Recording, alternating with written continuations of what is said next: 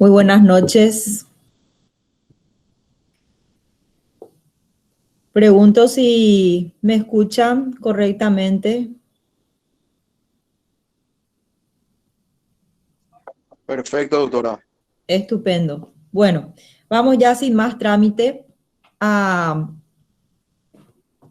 continuar con lo que habíamos quedado. En la clase pasada estábamos ya en la parte final, en la recta final de la lección quinta referente a restitución nacional. Hablamos sobre eso, pero quiero retomar tanto la nacional y luego acabar, ¿verdad?, con la internacional para finalmente hacer un repaso conforme a nuestro programa de estudios, teniendo en cuenta que ya se acerca nuestra fecha de evaluación. Bueno, en primer lugar, quiero agradecer a la delegatura que permanentemente acompaña las actividades de la cátedra de manera muy especial. ¿Por qué? Porque realmente para mí significa mucho por las modalidades que estamos teniendo de trabajo. Tener un retorno de cómo están ustedes. Sé que tuvieron un buen examen hace 2 días.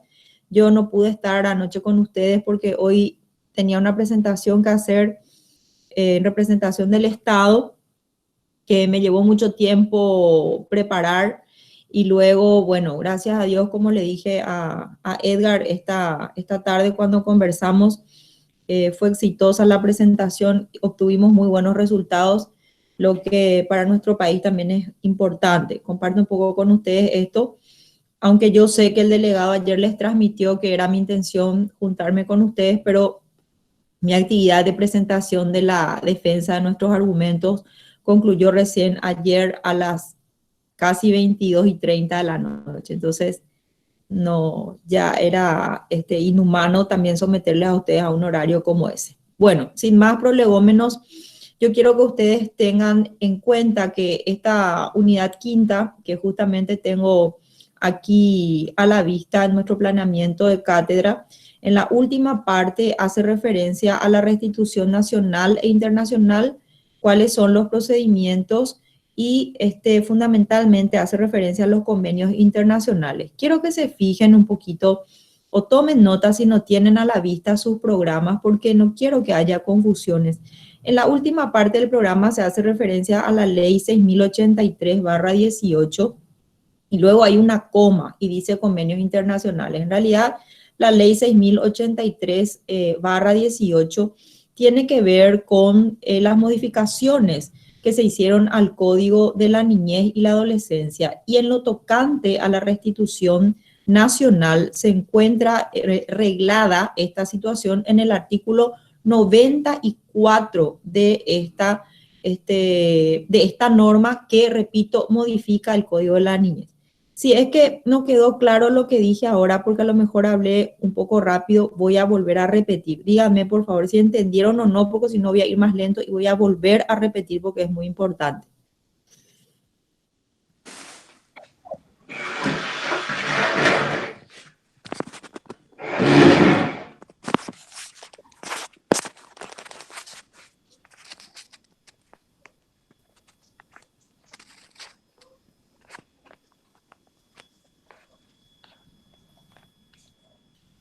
¿Entendieron? O si no, escríbanme, por favor, porque igual acá voy a intentar leerles también al tiempo que vaya dando clases. O repito nuevamente. No se escuchó nada, doctora. No me escuchan. Mira, Yo te escuché, profe. no se escuchó nada. Se escucha bien, se Bueno, escucha bien. vamos a Se te escucha repetir. bien, doctora. No, porque una cosa es no se escucha y otra cosa es que no se entendió. ¿Mm? Una Discúlpame, cosa, doctora. No, no escuché la última parte, lo que no escuché cuando estabas hablando. bueno, Después del inicio, sí. bueno, voy a ir un poco más lento. Atiendan, por favor. Vuelvo a repetir con voz un poco más pausada. En sus programas, ustedes tienen en la última parte de la unidad quinta, dice restitución nacional e internacional, procedimientos, Ley 6083/18, convenios internacionales. ¿Ya?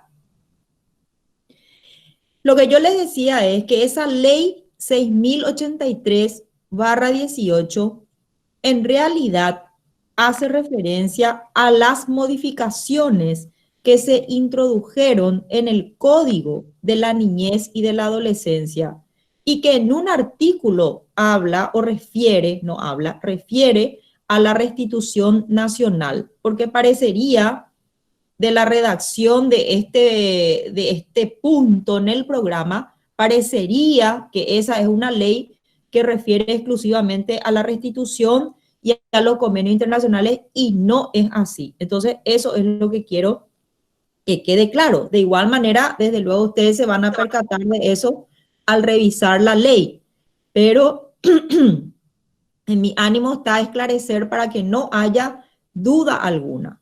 Entonces, esta ley 6083, que modifica el Código de la Niñez, en el artículo 94 se refiere a la restitución nacional, que es lo que ahora voy a empezar por ahí y luego voy a ir por la restitución internacional.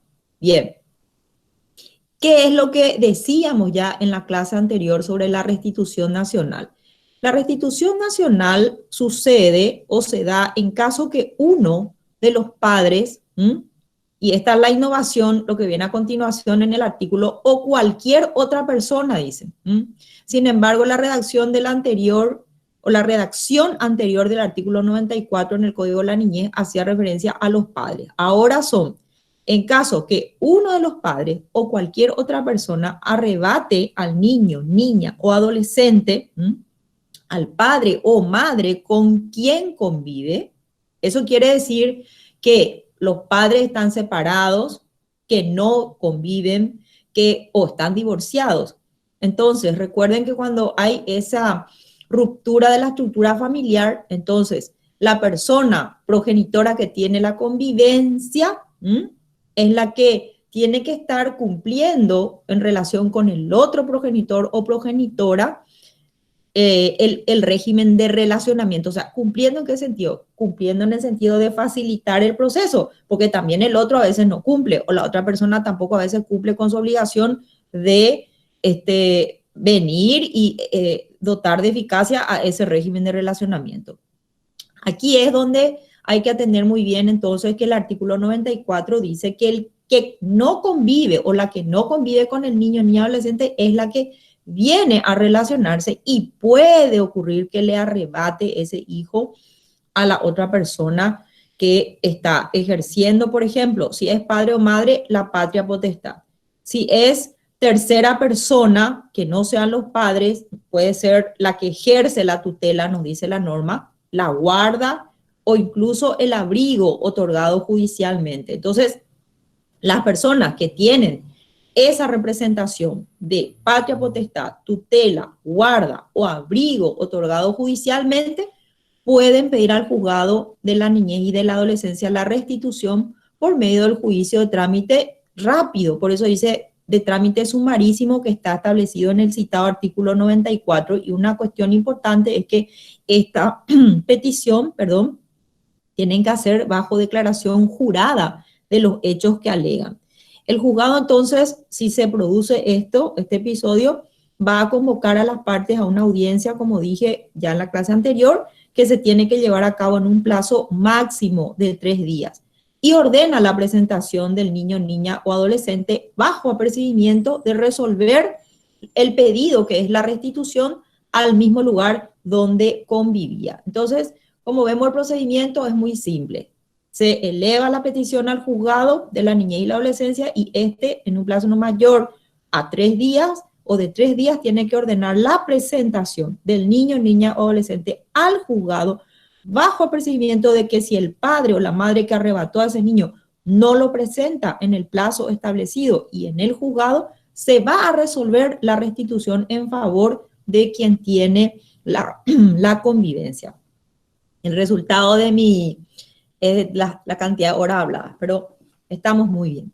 Bueno, las partes concurrirán a la audiencia acompañadas de sus testigos, es decir, si yo estoy tratando de probar que se produjo ese arrebato, eso quiere decir que me sacaron, me despojaron el niño por la fuerza, que no necesariamente tiene que ser una fuerza física, sino tiene que ser un incumplimiento a la orden judicial de mantener esa convivencia. Entonces, traigo 2 testigos y tengo que tratar de probar lo que yo estoy alegando. Y luego la ley también me dice cualquier otro instrumento de prueba, porque lógicamente aquí campea, como solemos decir, el principio de amplitud probatoria. ¿Y en qué consiste el principio de amplitud probatoria? Que todo tipo de prueba es válido con tal de que ese interés superior del niño, niña o adolescente sea preservado, para lo cual, por eso es que puedo no solamente presentar los 2 testigos, sino también otras pruebas, otros instrumentos de prueba que van a hacer peso o van a tener peso al momento de evaluar lo que las partes manifiestan.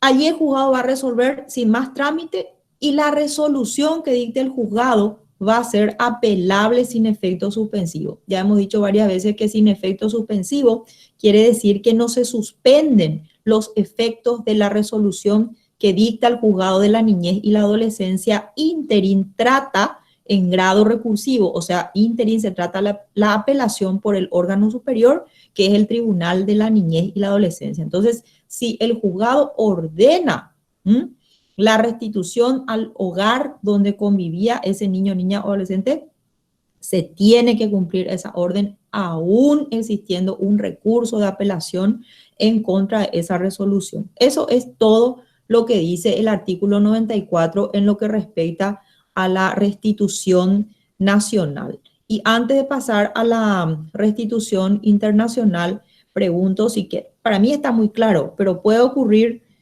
que haya alguna inquietud. Acá dice Ruth, si es un familiar cercano que arrebata al niño sin fines de lucro, es considerado no secuestro, claro, sino extrañamiento de persona, y el recupero de la criatura se realiza a través de la restitución. Miren, no es restitución de tutela, no es restitución de tutela. El procedimiento se llama de restitución.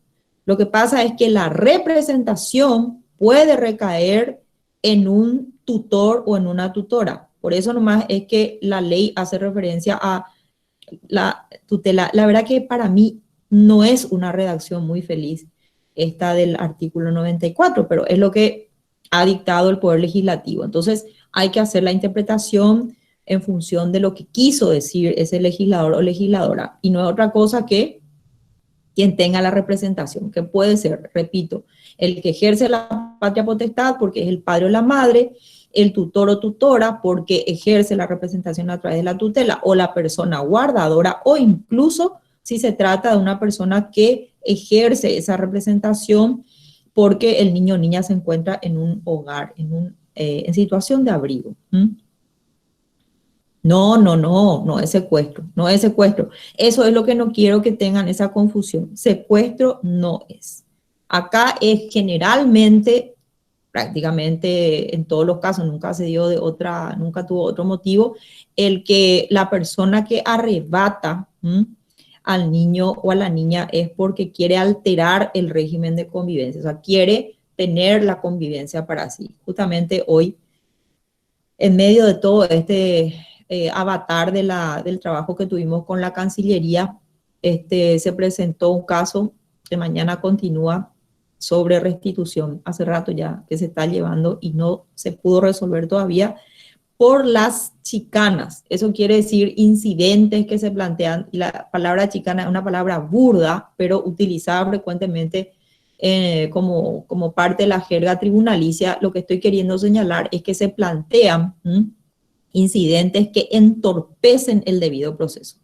Y es justamente lo que yo le señalaba a una persona con quien después tengo que volver a hablar cuando termine clase con ustedes, porque estamos tratando de preservar el interés superior de una niña en función de ese modo en que se produjo el arrebato a la persona que tenía la convivencia de la niña. Eso Eso es terrible, porque si una persona que tiene la convivencia de la noche a la mañana, como su nombre dice, es arrebatada, es privada de esa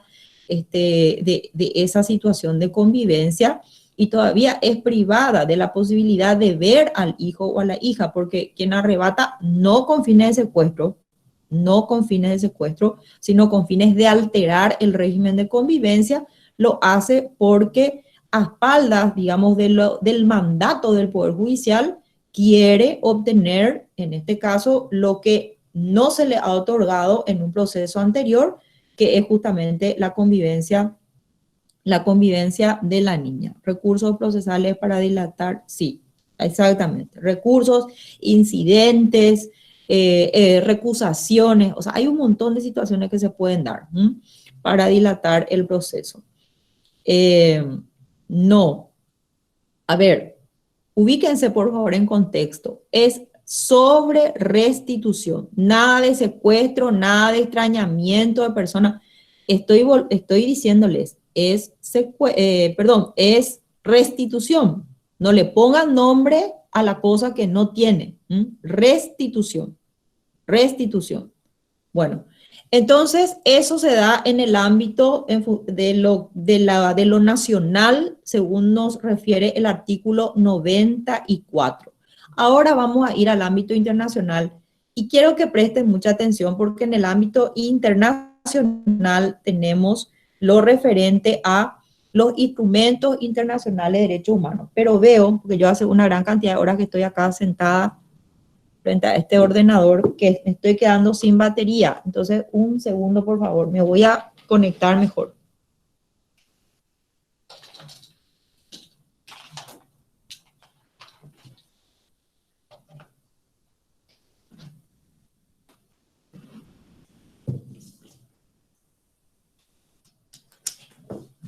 Gajes del oficio. Bueno, decía yo que acá lo importante es atender a los aspectos que tienen que ver con los convenios internacionales ratificados por Paraguay cuando hablamos de restitución internacional. Y vamos a revisar un poquito cuáles son esas normas que rigen actualmente la materia. Pero previamente quiero conceptualizar un poco de qué estamos hablando, ubicarnos en contexto.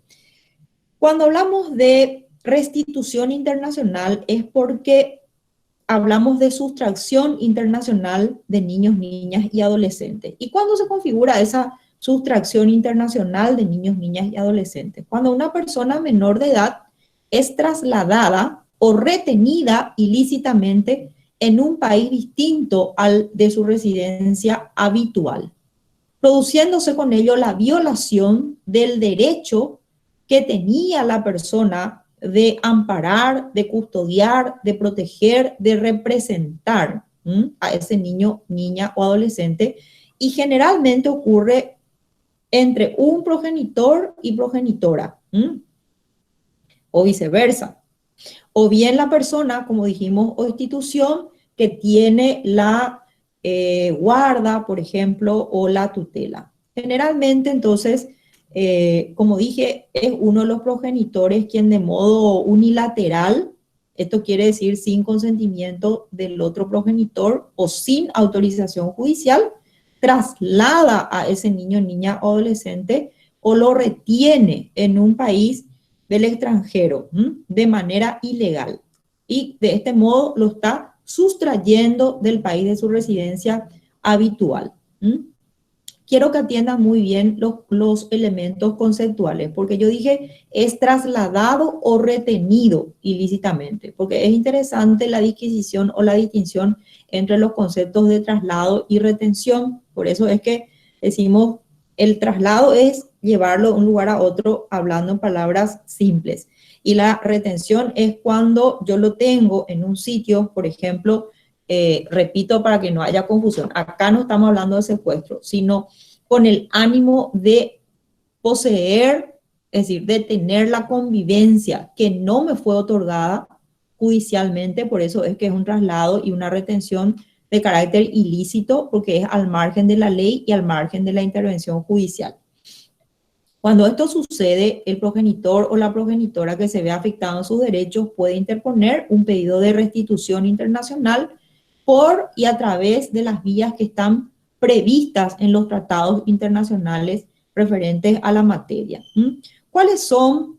Cuidado, porque esta es una pregunta que puede aparecer en nuestra evaluación. Siempre yo les tiro así ya algunos salvavidas, como les digo. ¿Cuáles son los tratados internacionales ratificados por la República del Paraguay en materia de restitución internacional de personas menores de edad? Voy a decir yo, aunque por la época en que fueron dictadas esas normas, se habla de restitución internacional de menores, pero si vamos a utilizar el léxico correcto es de personas menores de edad. La República del Paraguay ratificó en el año 1996 dos instrumentos internacionales en materia de restitución internacional de personas menores de edad. El Convenio sobre Aspectos Civiles sobre Sustracción Internacional de Menores, que fue suscrito en La Haya el 25 de octubre del año 1980 y que fue ratificado por Paraguay por ley 983. Y luego la Convención Interamericana sobre Restitución Internacional de Menores, que se suscribió en Montevideo el 15 de julio de 1989 y que fue ratificada por nuestro país por ley número 928. Estos dos instrumentos que yo mencioné, ustedes ya tienen citados a Alicia Pucheta, que sirve de material de estudio al momento en que estudiamos cuáles son los documentos internacionales ratificados por Paraguay.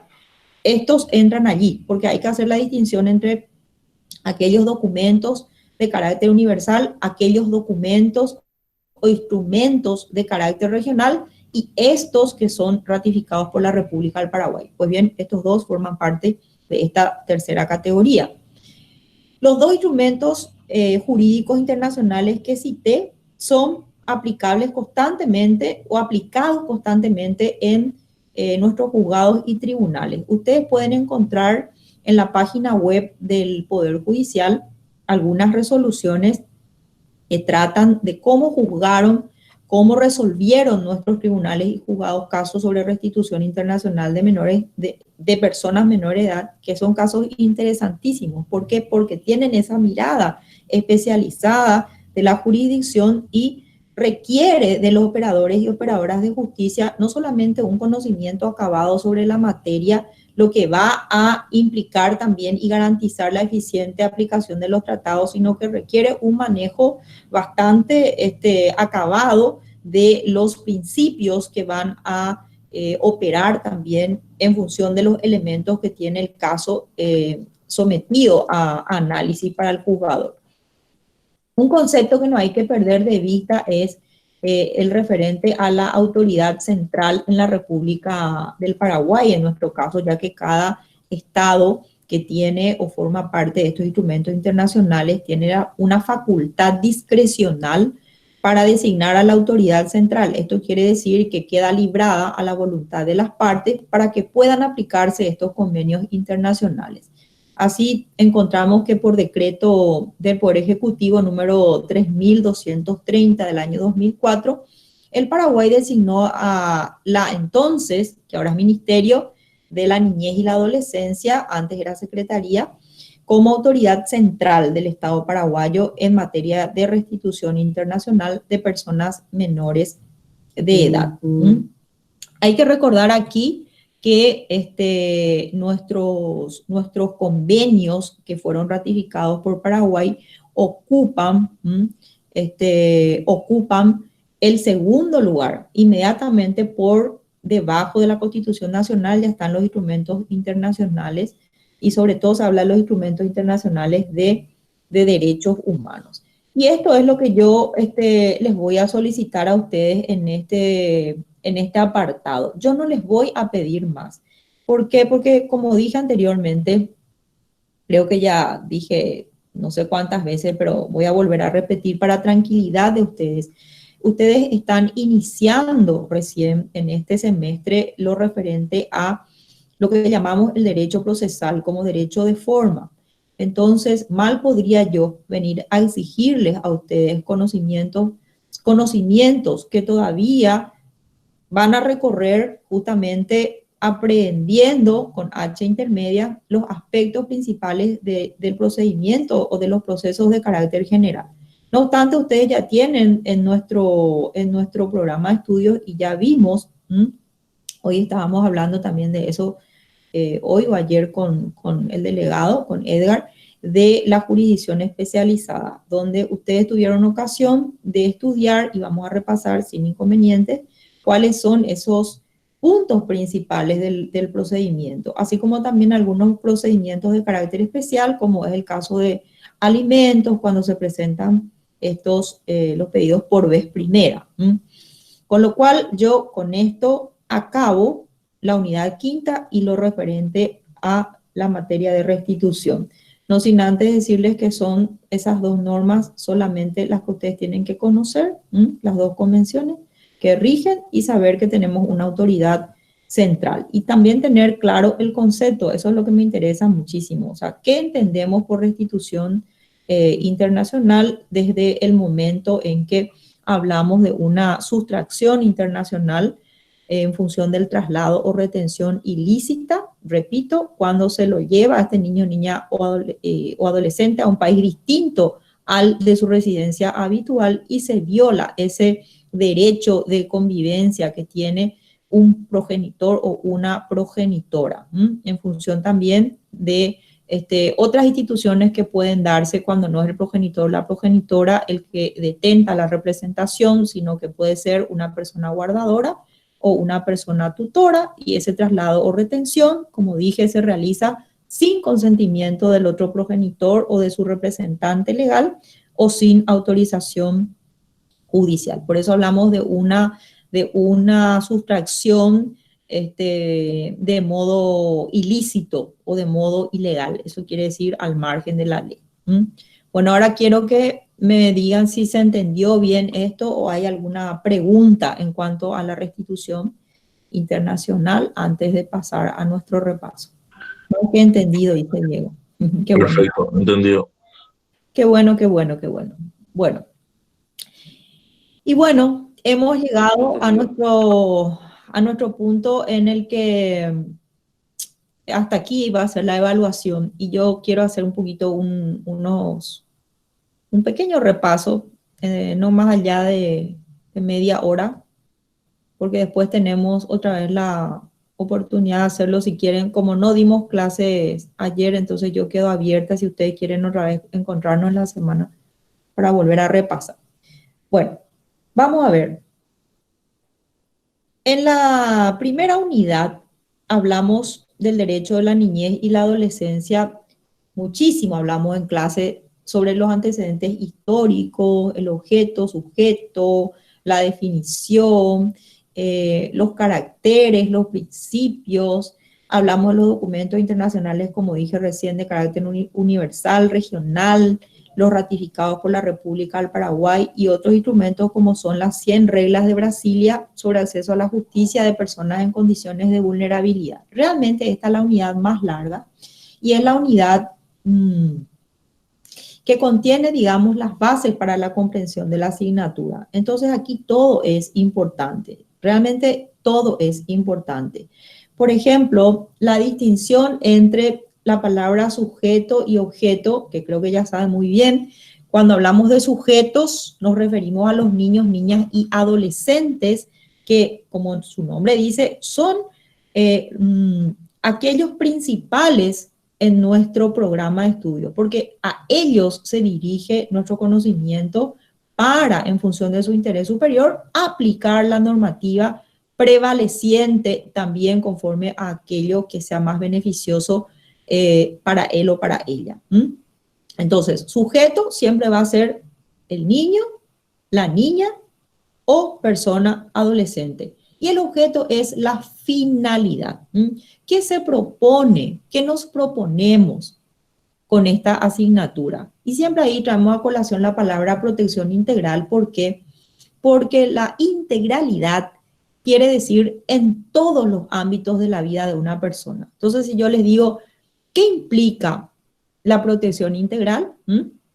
Ahí ustedes ya tienen que recordar que la integralidad implica abarcar todos los ámbitos de la vida de un niño, niña o adolescente en este caso, y la protección va a ser no solamente en función de su protección psicofísica o su bienestar psicofísico, en función de que cuente con vivienda, alimentos, educación, ratos de ocio, todos aquellos derechos que son de carácter fundamental y que ustedes estudiaron en la lección segunda. Entonces, ¿y hasta dónde va esta protección de carácter especial e integral? Según nos decía el autor, o nos dice Mendizábal Oces, Luis Mendizábal Oces, esta protección abarca la vida durante que la persona sea menor de edad. En el caso de la República del Paraguay, hasta cumplir esos 18 años en que ya va a ser una persona mayor de edad.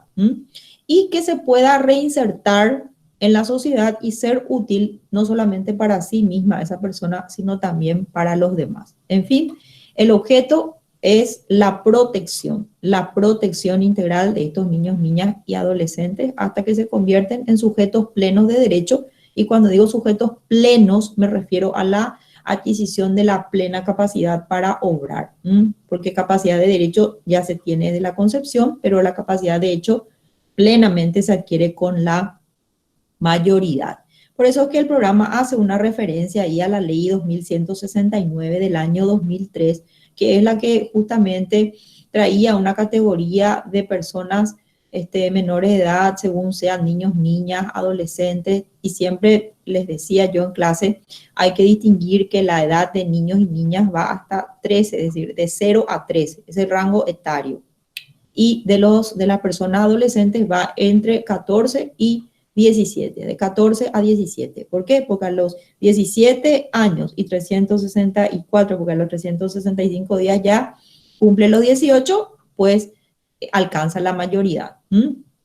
Esos caracteres también son importantes y son preguntas frecuentes en la evaluación. Tienen que ver con el concepto que nos da el autor Luis Mendizábal Oces, y decimos que es un derecho especial, intuitivo, hace referencia a la protección integral.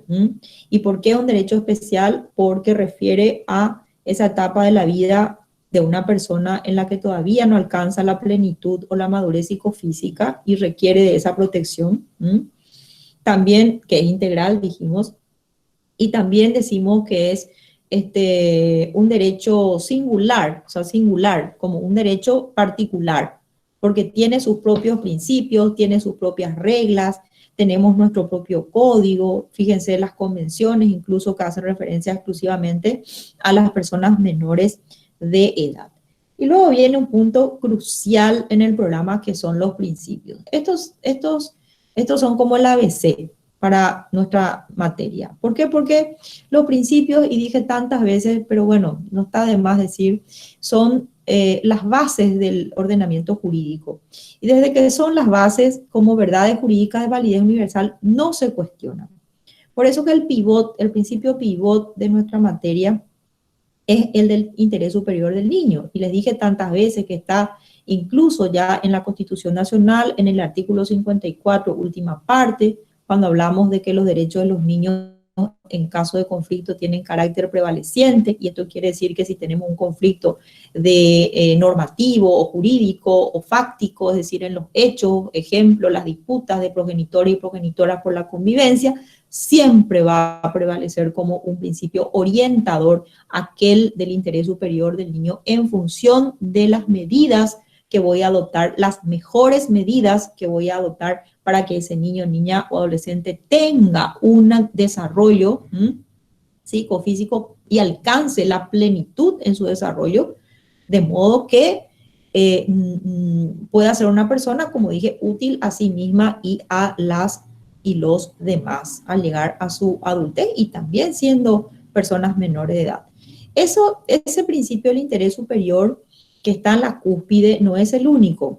Tenemos luego, como ustedes tienen en el programa de estudios, el principio de la no discriminación, que quiere decir que el principio de igualdad como una contracara de la moneda de ese principio de no discriminación se va a aplicar atendiendo a la situación particular en que se encuentre cada niño, niña o adolescente. Por ejemplo, yo no podría decir en este país que tal niño no va a ser beneficiado con los mismos incentivos que otros niños de su escuela, atiendan bien lo que voy a decir, no va a ser beneficiado con los incentivos de otros niños y niñas de su escuela en razón de su origen o nacionalidad, porque ahí estaría yo discriminando, y es pura y dura la definición de la discriminación de manera negativa. Algunas personas hablan de la discriminación positiva, pero no es un término feliz ni se aconseja. ¿Por qué? Porque en realidad cuando hablamos de un trato distinto y no igualitario, porque la persona tiene algunas circunstancias, por ejemplo, que la hacen distinta. Si yo asigno vasos de leche, como les decía en el curso, a un grupo de niños y a otros no, es porque estos precisan del vaso de leche y lo que estoy tratando es de lograr ese equilibrio y el principio de igualdad. A eso refiere el principio de la no discriminación. Trato igual en situaciones iguales. Luego tenemos la efectividad de los derechos, que es un principio realmente interesantísimo y le decía yo también a la delegatura, y siempre porque hablo mucho con su delegatura, no es recitar el código por recitar, no es simplemente decir lo que es la norma, no. La norma no nos sirve si es una declaración meramente formal o lírica. La norma sirve en la medida que es realmente aplicada, o sea, la eficacia de la norma se llama esto. La norma es eficaz en la medida de su aplicación, en la medida de su cumplimiento. Luego, por supuesto, ¿me escuchan? ¿Me escuchan? Sí, doctora, te escuchamos. Sí, doctora. Sí, Te doctora. escuchamos.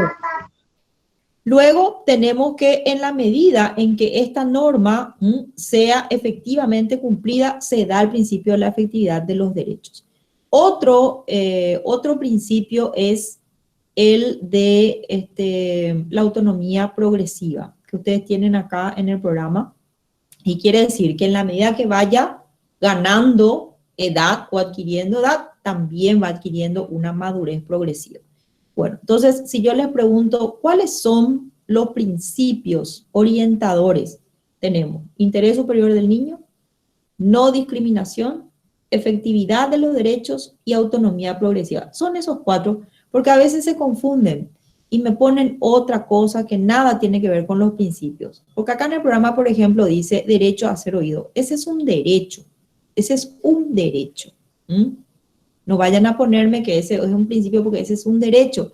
Y el derecho a ser oído, que tiene bastante peso en el artículo 26 del Código de la Niñez y la Adolescencia, cuando se habla del derecho de petición, no solamente es derecho de ser oído por autoridades jurisdiccionales, sino también por autoridades administrativas. Luego tenemos la relación con otras ramas jurídicas, eso le van a dar una lectura porque siempre es importante, porque se relaciona con el derecho civil. Acabamos de ver un montón de conceptos que tienen que ver con el derecho civil, ejemplo, la capacidad de las personas. También se relaciona con el derecho penal, lógicamente, tiene que ver, por ejemplo, el tratamiento de personas adolescentes que cometen ilícitos. ¿Por qué se relaciona con el derecho laboral? También tiene que ver los trabajadores adolescentes y así sucesivamente. También esto tiene muy claramente en el manual. Y la autonomía, la triple autonomía, otra pregunta que suelo hacer en la evaluación, porque la autonomía quiere decir independencia triple que tiene esta materia en función de lo científico, de lo jurídico y de lo didáctico. De lo científico, como hemos dicho tantas veces, son estudios especializados que se hacen en la materia, teorías propias. Jurídica, porque tenemos normas propias, código, principios propios, que acabamos de ver los cuatro. Y también didáctica, porque el hecho que yo esté acá ahora con ustedes dando esta clase es porque tenemos una materia que se denomina Derecho de la Niñez y de la Adolescencia. Luego el último punto de la unidad primera, que refiere a los instrumentos internacionales, yo les podría preguntar al modo de PAREA, haciendo, por ejemplo, una afirmación, aunque creo que voy a utilizar, como le dije a la delegatura, la metodología que ustedes conocen de selección múltiple con una sola opción verdadera, pero van a tener varias proposiciones. Ahora, de las varias proposiciones, una sola va a ser válida. Entonces, yo les puedo decir, la Declaración de Ginebra constituye A, un documento de carácter internacional, B, un documento de carácter regional, C, un documento ratificado por la República del Paraguay, etcétera. Y lógicamente, la Declaración de Ginebra va a ser lo correcto, un instrumento de carácter universal. Eso es lo que ustedes tienen que conocer. No voy a volver a repetir todo lo que ya di durante el año, porque no está en mi ánimo, en un repaso no acabaríamos jamás, sino que ustedes puedan identificar los puntos neurálgicos de la unidad primera. Entonces puedan ubicar en contexto cuál de estos instrumentos, repito, es de carácter universal o es de carácter regional, o como en el caso de hoy que vimos las normas 928, es un instrumento ratificado por la República del Paraguay. Finalmente, lo nuevo en esta unidad de nuestro programa son las 100 reglas de Brasilia, que son unas, como su nombre dice, unos cánones que la Corte Suprema de Justicia incorporó a través de una acordada en el año 2010. Y lo que se busca es que las poblaciones en riesgo social, como son los niños, niñas y adolescentes, tengan unos tips, que son esas reglas a observar por los estados, en nuestro caso, al momento de llevar a cabo procesos en los que están inmersos niños, niñas y adolescentes. Esto sería el repaso de la unidad primera y pregunto a la clase si tienen alguna duda o preguntas que hacer. Ahora me voy a fijar en el ¿podés repetir, profe? Dice. Piero, ¿qué querés que repita, Piero? Claro que puedo repetir, no sé nomás qué. ¿Se entendió? Los principios orientadores. Sí, claro. El principio del interés superior del niño que dijimos es el principal, es el pivot sobre el cual están todos los demás, es decir, actuando o interactuando los demás. Luego, el principio de la autonomía progresiva, el principio de la efectividad de los derechos, el principio de la no discriminación. Bien. ¿Alguna cuestión que no haya quedado clara en la unidad primera? Parece que todo. Es que es muy claro porque ustedes esto dieron en clase y creo que nos llevó 2 clases enteras. Gracias a ustedes. Bueno, vamos a la unidad 2. Esta unidad 2 realmente es un paseo que se hace por los llamados derechos fundamentales y por las obligaciones de niños, niñas y adolescentes. Y cuando hablamos de derechos fundamentales, referimos a los derechos humanos reconocidos en la Constitución. Eso que decíamos, el derecho a la vida, que empieza desde la concepción, el derecho de petición, que referíamos recién, el derecho a la salud, a la educación, a la integridad psicofísica, a la privacidad, que tiene rango constitucional, y anclamos fuertemente en un tema que es la Ley 4295 del año 2011 acerca del maltrato. ¿Por qué?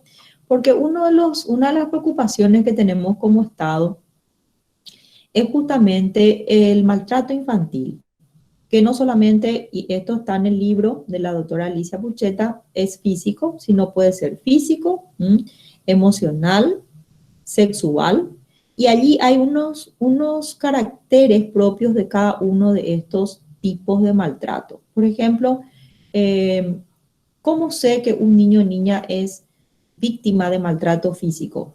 Generalmente aparece con algunas cicatrices, aparece con algunas contusiones, mordeduras, quemaduras. Eso cuando se ve. A veces el maltrato no se deja ver cuando se produce, vamos a suponer, un golpe en el estómago o incluso a veces en la cabeza. De ahí que es importante la realización de pericias. Las pericias son estudios técnicos que permiten determinar que un niño o niña, por ejemplo, no sufrió un accidente, como les ponía un ejemplo clarísimo en la clase, sino que fue profeso el hecho, cuando se lo sumerge, disculpen el ejemplo, es muy terrible, pero es lo que hemos analizado con unas expertas en pericia que vinieron a trabajar con nosotras desde Buenos Aires. Cuando se sumerge el cuerpo de un niño o de una niña en agua caliente, para causarles dolor. No es lo mismo porque la inmersión es así de arriba para abajo que cuando se produce un accidente donde es totalmente al revés, la caída del agua en relación con el cuerpo de la persona. Por ejemplo, cuando el niño o la niña estira un mantel y el agua cae o vierte sobre su cuerpo, el agua caliente. Entonces, hay un montón de elementos a considerar. Hay secuelas a veces o generalmente, dependiendo del tipo de maltrato físico. En el maltrato sexual también se puede determinar por medio de la pericia los casos de abusos sexuales. Y yo les decía que es absolutamente terrible. Hablamos muchísimo de esto en clase por la gran cantidad o el índice que tenemos de personas menores de edad abusadas sexualmente. También están algunas orientaciones que nos permiten saber, sin realizar una pericia en el cuerpo del niño o de la niña, como el comportamiento que tiene. Dice la profesora Pucheta de llegar temprano a la escuela o al colegio y retirarse tarde, es decir, lo menos posible quiere estar en la casa, demuestra un conocimiento acabado en materia de derechos, en materia sexual, perdón. También tiene una forma muy peculiar de enfrentar situaciones que tengan que ver con esto o muestran mucho temor al contacto físico. Esos son algunos elementos a considerar. Y luego en el maltrato emocional, que es el maltrato psicológico, el más frecuente de todos, cuando se le hace de menos a la persona, se presenta como un niño o una niña insegura, como temerosa, también a veces tiene inconductas, presenta conductas violentas sin razón aparente. Entonces, eso tiene que llamar la atención de las personas educadoras, que son las que se percatan o deberían percatarse y dar aviso por medio de incluso de las denuncias ante las autoridades correspondientes. Entonces, esa ley 4295 nos refiere al procedimiento en materia de maltrato. Igual hay una diapositiva que yo tengo, porque siempre hago esta presentación, donde pueden mirar, pueden estudiar de modo esquemático. Luego tenemos la ley del buen trato, de la promoción del buen trato y de la crianza positiva, que a contrario censo de la ley 4295 del año 2011 nos dice cómo vamos a conducirnos para promover justamente la buena educación, la promoción de los derechos de niños, niñas y adolescentes y cómo alejarnos de eso que es el maltrato infantil, como una forma de educar en los modus para con los niños, niñas y adolescentes. Y la ley 6202/18 de prevención del abuso sexual y atención integral de víctimas de abuso sexual, como tenemos también normas específicas que son estas que se introdujeron en la materia y que no tienen otra finalidad que saber, en nuestro caso, de su existencia para hacer frente a los casos de abuso sexual. En este sentido, la ley 6202 del año 18. Y finalmente el artículo 29 del Código de la Niñez y la Adolescencia, modificado por la ley 6083 del año 18, que tiene que ver con la prohibición también de las publicaciones cuando los periódicos, sobre todo, muestran imágenes y no deben hacerlo de niños y niñas, porque está prohibido esto, mostrar imágenes de personas menores de edad. Por eso es que en los diarios, cuando sale alguna noticia en relación con una persona menor de edad, se suele poner como una franja negra sobre el rostro de los niños. Y finalmente las obligaciones de niños, niñas y adolescentes. Esto me parece crucial. Recuerdo una vez más que por vez primera se introdujo en nuestro país en el Código de la Niñez y la Adolescencia esto de las obligaciones y que tiene que ver con obedecer a los padres, estudiar, respetar el medio ambiente, que también es un tema que podríamos abordar en la evaluación. Entonces, en la lección segunda, ustedes van a leer justamente también la unidad 2 en el manual, que habla de todos estos derechos, y a todos estos lo único que van a sumar son estas nuevas leyes que no les voy a pedir yo jamás que me aprendan de memoria las leyes, porque ningún sentido tiene, ningún sentido. Por eso es que yo saqué unos puntos específicos de las mismas y mañana pretendo trabajar con la delegatura en ese material que les voy a facilitar. Bueno, pregunto si hay alguna duda en lo que respecta a esta unidad 2.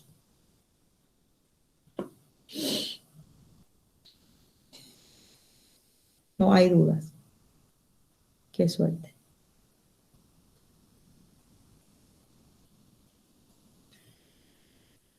Bueno, ¿cuánta gente está? 89 personas, dice. Se sumaron después. Qué bueno. Bueno, en la unidad 3, es así, merece toda nuestra atención también, porque tiene que ver con los procedimientos y cuáles son los modos en la llamada jurisdicción especializada de la niñez y la adolescencia. Primero es por qué se denomina jurisdicción especializada. Y sabemos o hemos dicho que se denomina jurisdicción especializada justamente atendiendo a la triple autonomía, porque tiene normas propias, principios propios, jueces, juezas, es decir, magistratura especializada. Tenemos jurisdicción especializada. Esto quiere decir, hay juzgados de la niñez y la adolescencia, tribunales de la niñez y la adolescencia, juzgados penales adolescentes y tribunales penales adolescentes. Entonces hay una jurisdicción específica, por eso se llama especializada, para tratar todo lo atinente a los procedimientos de niños o donde están inmersos e inmersas niños, niñas y adolescentes.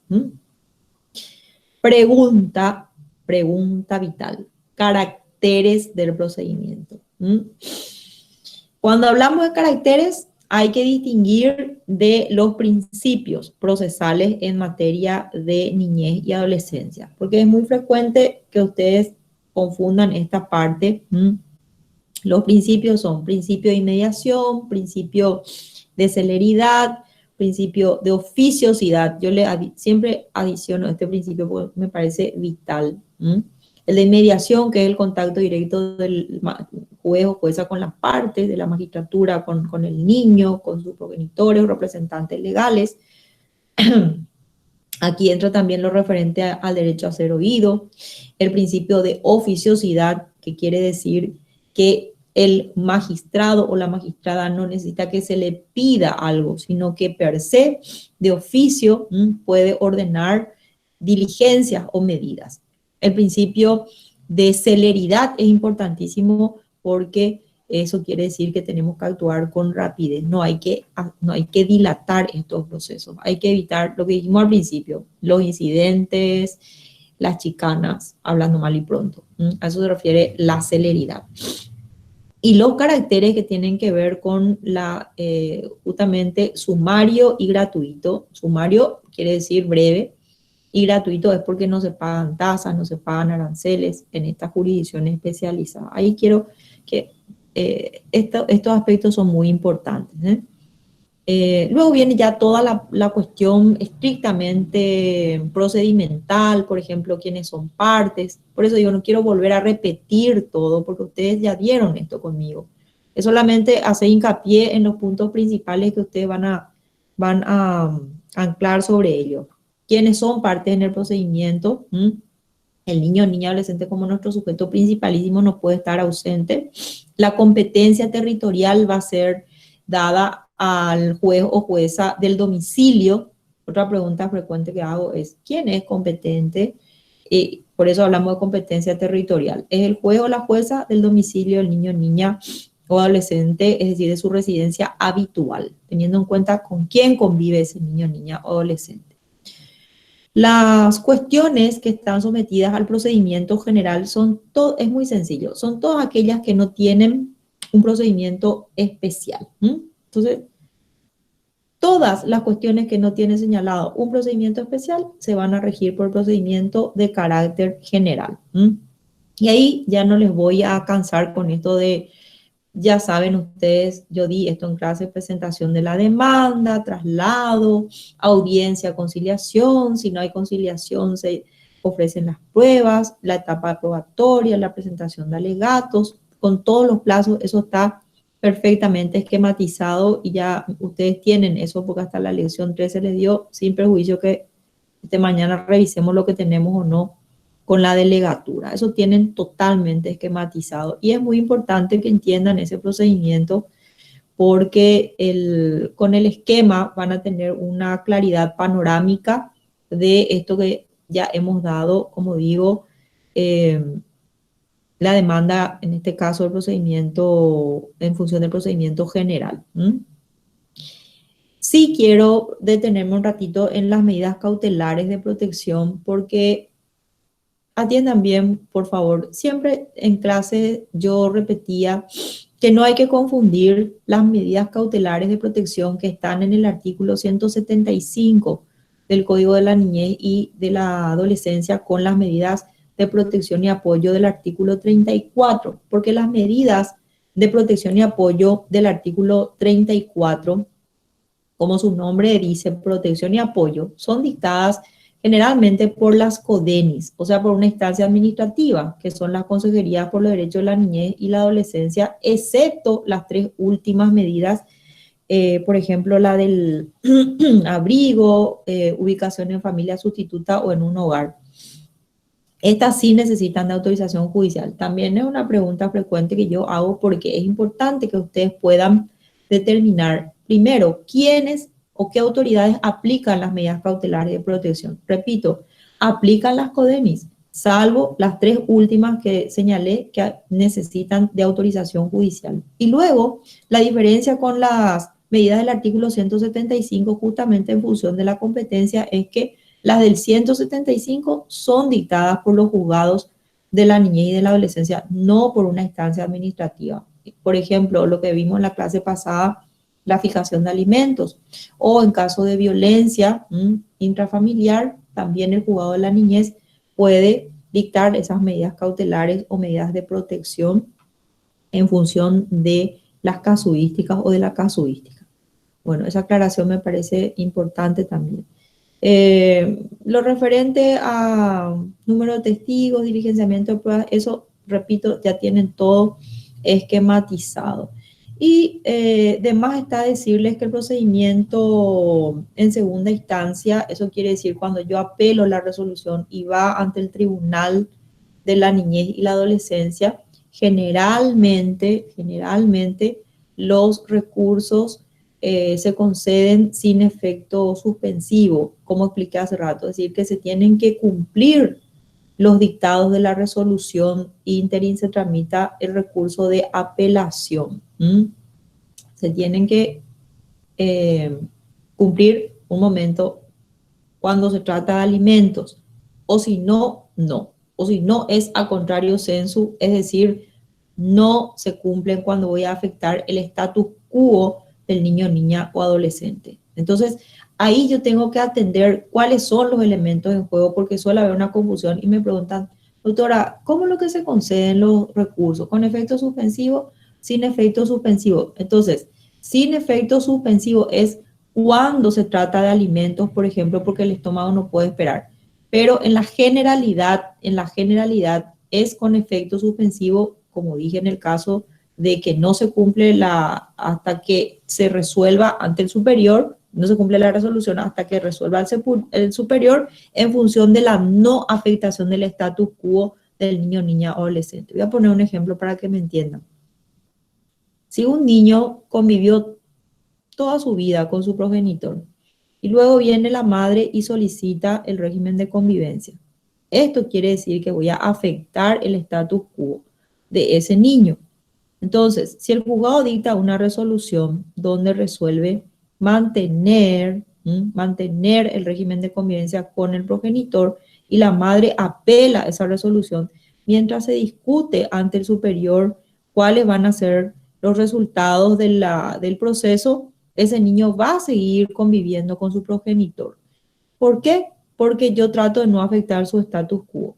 Salvo, cuidado aquí, que es lo que estudiaban conmigo al momento de hablar sobre la convivencia y el régimen de relacionamiento, salvo que la convivencia con su progenitor implique un riesgo para la vida o la salud de ese niño. Entonces, si implica un riesgo, el juzgado va a sopesar y allí puede afectar el status quo. Entonces, chicos y chicas, no hay fórmulas hechas en rigor en la medida en que aquí entra a tallar mucho la discrecionalidad del magistrado siempre y cuando tenga como norte el interés superior del niño o de la niña. En algunos asuntos sí, como el ejemplo que di de los alimentos que el estómago no puede esperar, entonces ya se dicta una resolución, ya tiene que pasar los alimentos, se apela igual, y luego se va a ver si se disminuye o no el monto, etc. Y en los otros casos, manteniendo esa orientación, porque afectar el status quo, ¿qué es lo que es el status quo? La habitualidad de cómo vivía ese chico o esa niña. Afectar esto implica siempre en los niños que también como las personas mayores, si yo les saco, para hablar mal y pronto, si yo les estoy sacando de lo habitual para llevarles a algo nuevo, les produce una situación no solamente de estrés emocionalmente hablando, sino también puede llevar esto a situaciones de crisis. Estos son algunos parámetros que hay que tener en cuenta. Y luego el último punto de la unidad habla de las actuaciones que comprometen el interés del niño, que tiene que ver con lo que habíamos dicho anteriormente y que se trata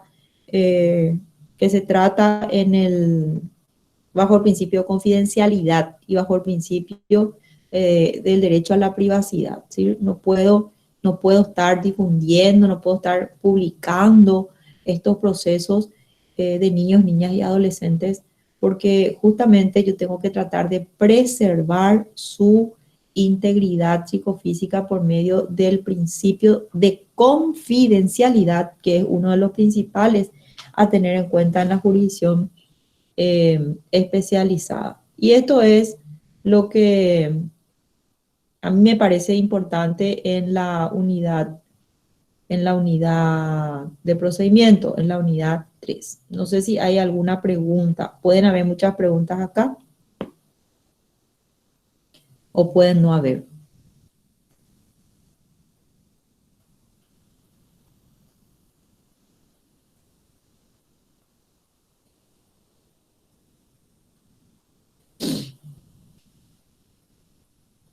Espero que me estén escuchando, ¿verdad? Porque yo te estoy poniendo todo lo mejor de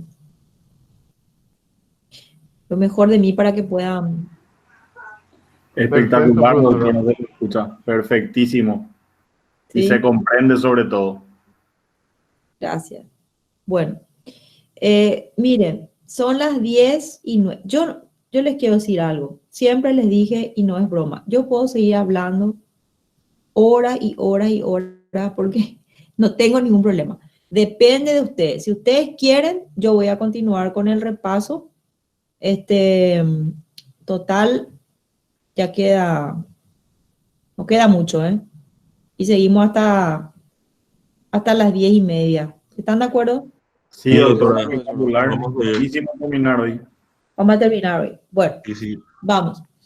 En la unidad cuarta, que es una de mis preferidas, el derecho a la identidad, ahí vamos a encontrar algunos aspectos que pienso que para ustedes, por supuesto, ¿verdad? También va a ser muy importante, incluso pensando en el ejercicio de la profesión o al momento en que se les consulte cuáles son esos fundamentos, aspectos, responsables, todo lo que es el nombre y apellido.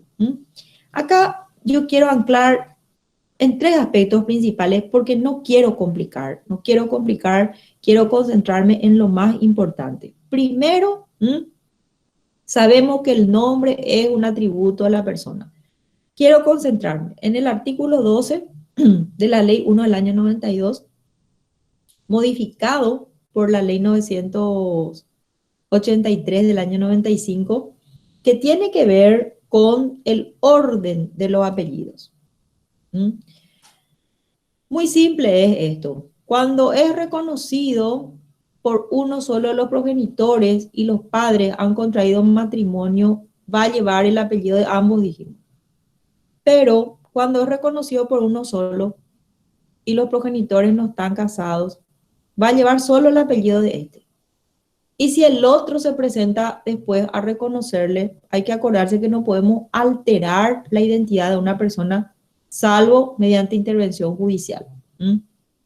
La otra pregunta es, ¿qué pasa si uno de los progenitores, por ejemplo, no está de acuerdo en hacer ese reconocimiento? Entonces hay que hacer un juicio, que es de lo último que trata esta unidad, que es la acción de reconocimiento de filiación, donde a su vez el que es llamado para el acto de reconocimiento puede contestar y en ese caso o allanarse, eso quiere decir estoy de acuerdo, le voy a reconocer, o bien contestar en el sentido de impugnar, discutir la filiación que se le atribuye.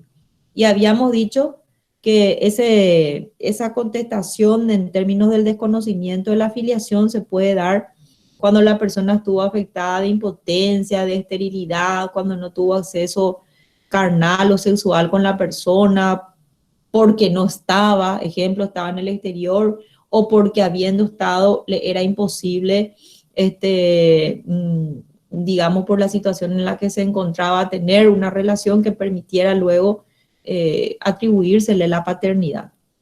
Esas situaciones de contestación, desconocimiento, impugnación de la filiación, que hablamos también extensamente sobre esto, se tramitan en un procedimiento. Aquí está la cuestión que les voy a seguramente a estar preguntando. Carácter del procedimiento. Se rige por un procedimiento de carácter especial que está dado en el Código Procesal Civil, que decimos un procedimiento incluso no solamente especial, sino que debería ser un procedimiento rápido. La cuestión es que los plazos son breves. Estamos hablando de traslado de 9 días de la demanda, para la contestación de la apertura a prueba por 20 días, luego la cuestión de la presentación de los alegatos, que son 6 días comunes, 3 días para cada parte, y luego ya el llamamiento a autos para sentencia. Parece así tan, ¿y cómo no va a terminar este tipo de proceso tan rápido? Y no puede terminar tan rápido porque siempre están con el tema de las pruebas, que si se van con el ADN, que es la prueba pericial de sangre, ácido desoxirribonucleico, o la prueba del HLA. ¿Se acuerdan la diferencia entre la prueba del ADN? Es una prueba incluyente, me dice este es o no, este es el progenitor o la progenitora, esta es. Y la prueba del HLA me dice esta no es. ¿Por qué? Porque la prueba del HLA versa sobre el estudio de los linfocitos humanos y sin embargo la del ADN, ácido desoxirribonucleico, que nos permite por los cromosomas tener una asertividad de un 99,9%. Todo esto lleva tiempo en un proceso filiatorio. Entonces, a veces dura bastante tiempo o puede durar un tiempo considerable hasta que se determine si este niño o niña es hijo o hija de tal o cual persona a quien se atribuye la paternidad. Por ejemplo, la adición posterior de apellido, de la cual nos habla el programa, tiene que ver con la posibilidad de un reconocimiento ulterior o posterior. Me interesa mucho, decía yo, esas normas que señalé, porque sobre todo la que modifica el artículo 12, yo les había dicho, fue declarada en un caso como inconstitucional ya que dice que si papá y mamá no están de acuerdo en el orden de los apellidos, entonces automáticamente va a llevar el apellido del padre. Y yo les decía que yo ya había vaticinado esto por el artículo 48 de la Constitución Nacional, que habla de la igualdad entre el hombre y la mujer. Entonces de allí es que fue declarada inconstitucional esta norma, pero recuerden ustedes que en nuestro país la declaración de inconstitucionalidad es inter partes, no es erga omnes. Esto quiere decir es válido solo para las partes, no importa el número de veces que fue declarada inconstitucional, lo que va a hacer que en cada caso concreto se tenga que llevar a la sala de la Corte, a la sala constitucional. Bueno, acá entonces ¿qué se entiende por derecho a la identidad? Ahí hablamos del lazo de descendencia de unas personas en relación con otras y la definición que nos da George Ripert, quiénes son responsables, decíamos los progenitores, en función del reconocimiento, y que un derecho de los niños y adolescentes es el conocer a sus padres y madres y ser reconocidas por ellas y por ellos. Hablamos de la obligatoriedad del registro de nacimiento, cómo se hace el registro ante el oficial del registro civil, pero también se puede hacer por testamento, por escritura pública, ante un juez. Esas son las, y es una pregunta frecuente también que yo suelo hacer. Esto yo les hice un resumen de todo en 2 PowerPoints, porque es un poco extenso, y ahí van a tener. Mañana vamos a trabajar, les dije, seguramente con la delegatura sobre esto, para pasarles ya finalmente. Este es un resumen nomás, el que está en el PowerPoint, gente. No quiere decir que ustedes van a estudiar solo lo del PowerPoint, porque ustedes tienen todo en el libro, en el manual. Lo referente al derecho al nombre está en la unidad 3, lo referente a filiación tienen en la 8, así que no hay posibilidad de perderse. Y después entramos ya en esta última unidad, que es la de la patria potestad. Les iba a decir, o les voy a decir, es también una de mis preferidas, porque la patria potestad es, digamos, la institución por excelencia en nuestra materia, teniendo en cuenta los derechos y obligaciones que se desprenden de esa institución, y que son los progenitores y progenitoras quienes ejercen, los únicos que pueden ejercer la patria potestad. Entonces, ¿qué entendemos por patria potestad? Recuerden la definición que estudiamos: conjunto de derechos y obligaciones que ejercen los padres sobre las personas menores, de sus hijos menores de edad no emancipados. Eso quiere decir que no tuvieron que haberse emancipado por el matrimonio, por ejemplo, o por la obtención de título universitario, o no tuvieron que haber llegado a la mayoría, porque esas son las situaciones que hacen que las personas se independicen, digamos, de sus progenitores y progenitoras. Acá es importante en esta unidad tener en cuenta cuál es la diferencia entre el concepto del régimen de convivencia y del régimen de relacionamiento. El régimen de convivencia, como dije tantas veces, es aquel en virtud del cual el niño, niña o adolescente, ¿qué quiere decir convive? Vive con A o con B, papá, mamá. Y el régimen de relacionamiento es aquel en virtud del cual el progenitor o progenitora que no convive con ese niño, niña o adolescente tiene días generalmente señalados y horas también para poder interactuar, eso quiere decir relacionarse con sus hijos y con su hija, que es un derecho no solamente, es decir, es un derecho del niño principalmente y de la niña, pero también es un derecho obligación. Atiendan bien, no digo derecho solamente, digo derecho, obligación, o si quieren, obligación, derecho de estos progenitores y progenitoras. Otra cuestión fundamental es cuándo se da la suspensión, cuándo se da la pérdida y cuándo se da la extinción de la patria potestad, y ustedes tienen que identificar. Está clarísimamente en el material. Un ejemplo de suspensión es mientras los progenitores estén privados de libertad. Un ejemplo de pérdida es por atentar contra la vida del hijo o de la hija. Un ejemplo de extinción es por haber llegado a la mayoría. Y luego ya entramos en otro tema también interesante, que es el de la asistencia alimentaria, que hablamos mucho de esto en la clase anterior, ¿Cuáles son los procedimientos? Dijimos que cuando se presenta por vez primera es un procedimiento de carácter especial, rápido, incluso a través de una medida cautelar inmediatamente, que quiere decir de protección, ya se puede establecer alimentos provisorios, hasta que luego en la etapa probatoria se expresen los méritos por los cuales esta persona, niño o adolescente, merece un atendimiento especial, ejemplo, en razón de su salud, en razón de las circunstancias en que se encuentran, y donde se evalúa sobre dos elementos el monto que se va a establecer, que son las necesidades del niño o adolescente y las condiciones de vida de la persona alimentante. Esto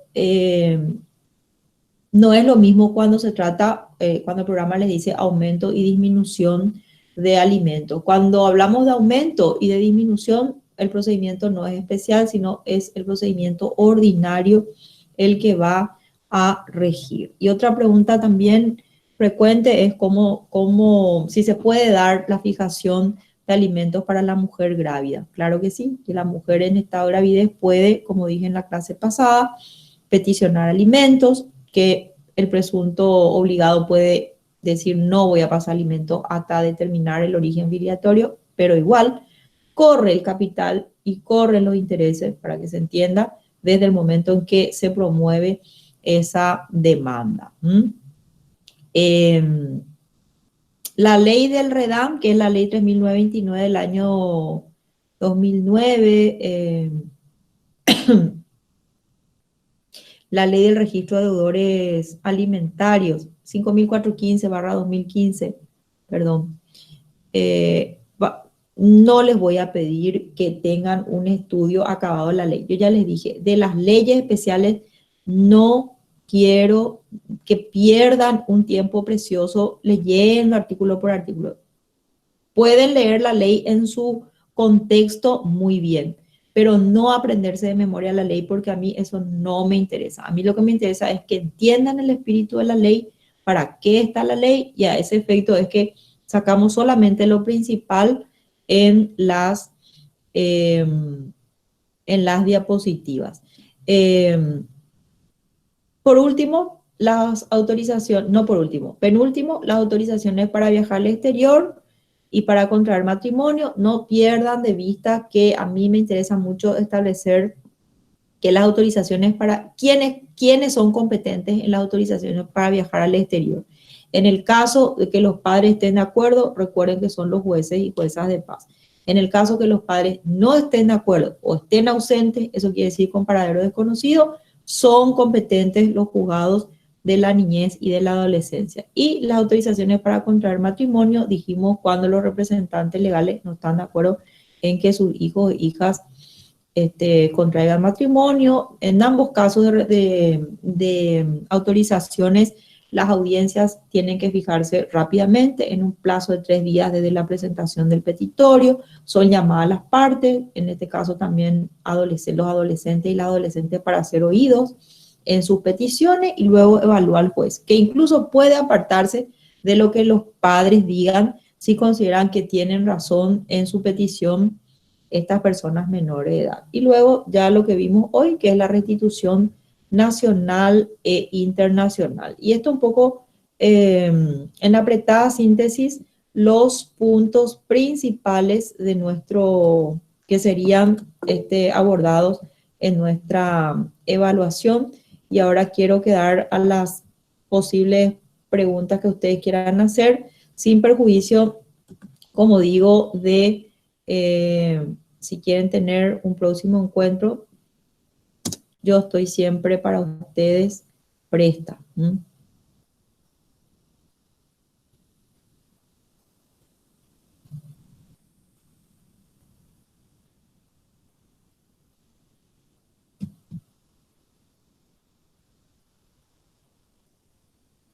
A ver.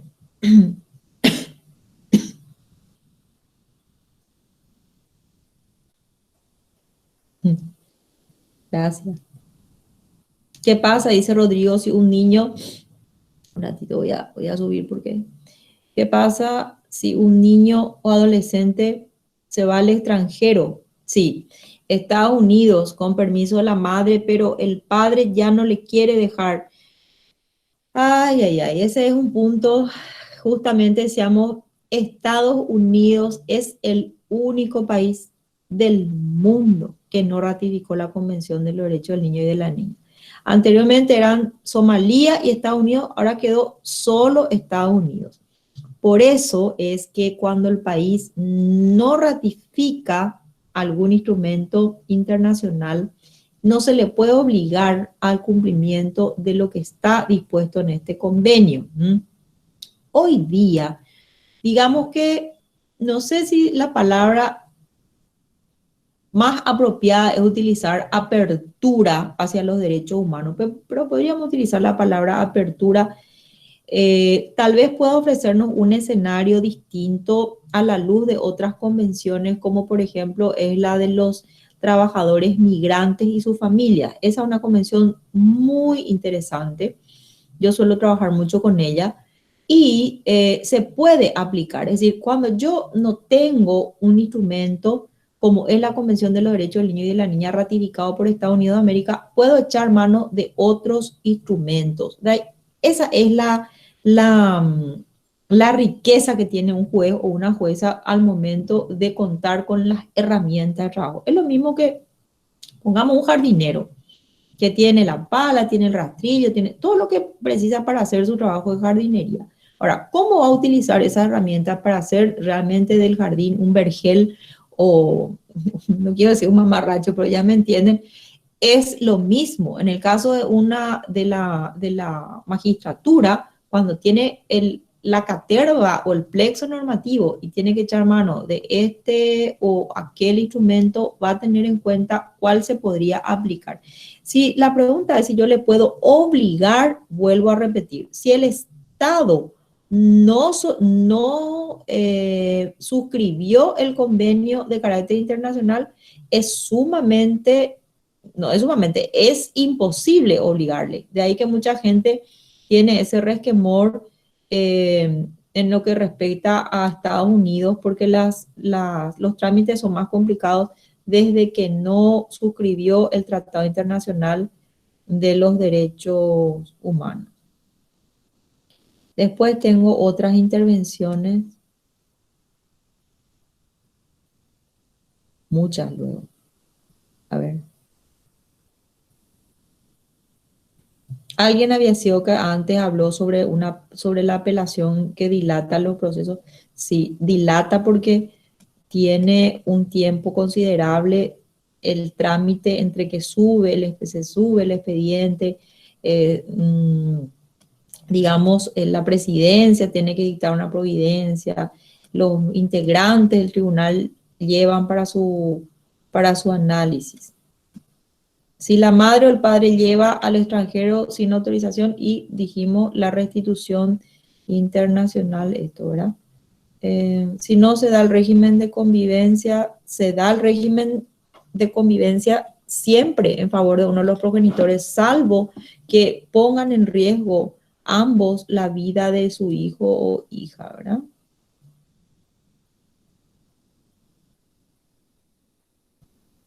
Estoy recorriendo a ver si algo se me pasó.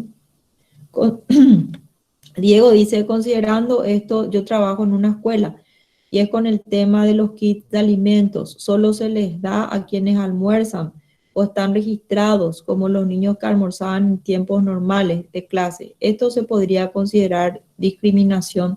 En realidad se llama, Diego, se llama medidas de aplicación positiva, según nos refieren los instrumentos internacionales de derechos humanos. Es decir, no consideramos muy feliz ahora el término de discriminación positiva.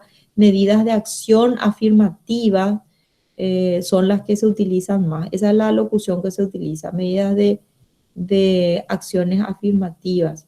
Algunas dicen también positivas, pero en puridad son de acciones afirmativas.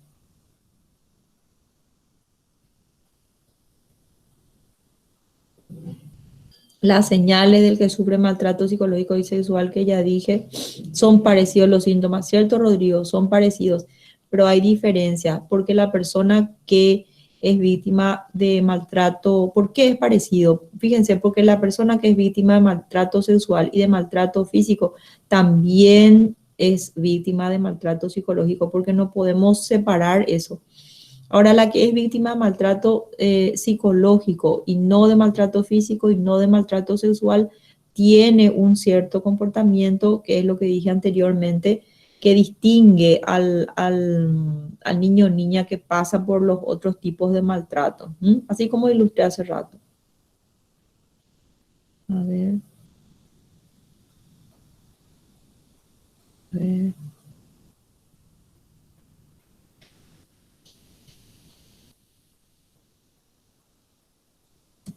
El nombre.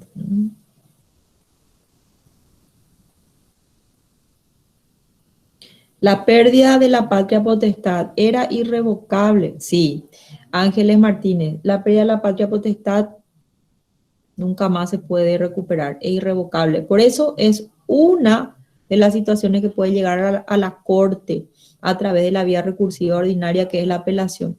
La otra que puede llegar a la corte por la vía recursiva ordinaria es la filiación. ¿Cuáles son las señales? Esto ya vimos. Y bueno, después dice Rodrigo Yaquet, muchas gracias. Bueno, muchas gracias a ustedes. Yo voy a quedar atenta, como siempre, a lo que de repente quieran plantear. Si no, ya empiecen a estudiar y mañana tenemos que cerrar los materiales que faltan enviar. Y bueno, la verdad que gracias a ustedes. Procuramos, ustedes y yo, en todo este tiempo llevar el barco del mejor modo posible, y suerte que tuvimos esa idea de comunicarnos por el Facebook Live, porque esas clases que dimos por el Facebook Live nos permitió no atrasarnos y bueno, terminar en tiempo, tener también oportunidad de repaso, y nos vemos. Si ustedes antes no me llaman, nos vemos en el día de la evaluación, pero voy a estar presta para una nueva clase de repaso, tal vez ya sobre algo un poco más concreto. Hoy fue muy general. Gracias a ustedes. Bueno, que tengan buenas noches. Gracias, profe. Buenas noches. Hasta luego. Buenas noches, profe. Hasta luego. Buenas noches, profe. Hasta luego. Gracias, muy amable. Buenas noches, profe. A ustedes. Muchas gracias, profe. Que descanse. Buenas noches. Hasta luego, Igual. doctora.